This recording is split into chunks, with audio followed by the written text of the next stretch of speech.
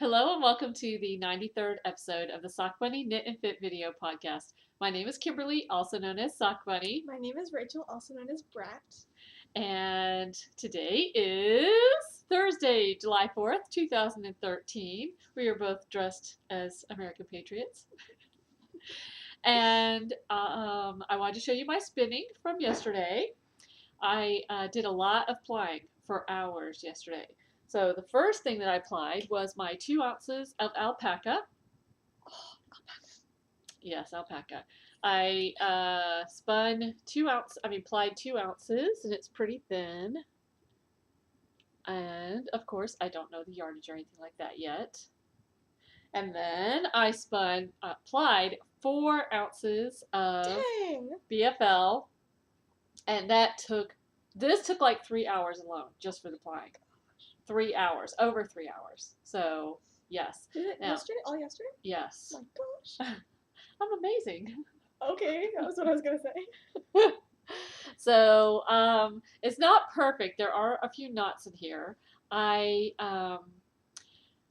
won't do 4 ounces at a time again. What I did is I wound the 4 ounces into a center pull ball or a cake on my ball winder, and it was gigantic. So that was really cumbersome, and also I don't know if it was because I had so much in the ball. Stop. Sorry, you said cumbersome. I know the words. And it reminds me of Cumberbatch? no What does it remind you of? Cumberbatch. Oh, Cumberbatch. Oh, brother. Benedict Cumberbatch. Anyway, twice I had yarn bar balls come out of the middle when I was plying, and I don't know if it's because it was 4 ounces and it was so big, or if this was just going to happen anyway. So I think from now on, when I do this, I'm going to do 2 ounces at a time to make it more manageable. So that was really fun. So there are some knots in there. That should be our picture. Pom-poms, they're mini pom-poms. Woo! Go America! So anyway, a lot of plying. I will let you guys know. I'm going to wind this into a skein and then soak it, and then I'll let you know how many yards it is. Oh, you can see. Oh, no, that's the end. But there's a little knot sticking out right here. I'm so ashamed of you. I That should be know. perfect. I know. What is wrong with you? What kind of spinner are you? I know. What can I say? What are we I'm gonna do not with her? I don't know. I'm not perfect. I'm gonna start singing Hannah Montana. No, you're not. I can tell you that right now. I will shut this thing down so fast. Anyway, so today, to take a little break from my wheel, I was actually not going to spin today because actually my wrist is hurting a little bit, and I told Sarah that earlier, and she's like, but Mommy, if you don't race today, you'll be out of the race. And I was like, oh, she's so right. So I am going to spin today. But I will spin on my trindle. So I want to show you where it is right now. I just started this batch of fiber on my trindle. Is it called a trindle because there's 3 little balls? Yes, very good. Because I know the ones are called spindles. Yes, and Okay. this is a trindle. Very good, Rachel. Math is your strong suit. So anyway, yes, this is my trindle. And I have one of the ones that has removable arms. So it's, okay, what would you call it now? Dwindle?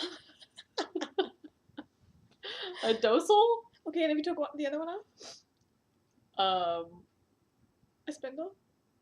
No. It needs to be balanced to be a spindle. But what would you call it if you took off all the arms?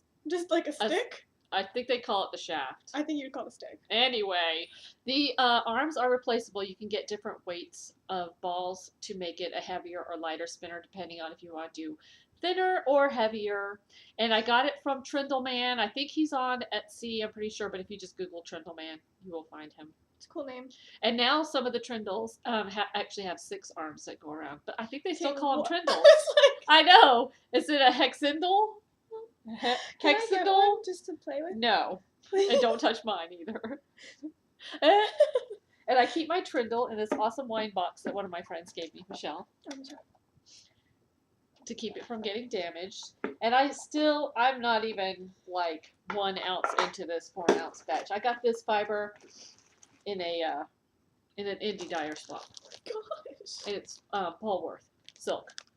Yes, Polworth silk. It's called Greens for Kimberly. They named it after you? She dyed it especially for me. Oh. It was a swap. I love it. And the Etsy seller is Cloth and String is who I got this from. She should have called it green for evil.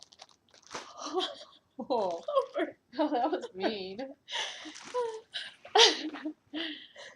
I'll dye one for you and call it that. How Okay. you like that? I like that. How about just Rachel is evil? That's a good one. Okay. Bestseller. Let me tell you.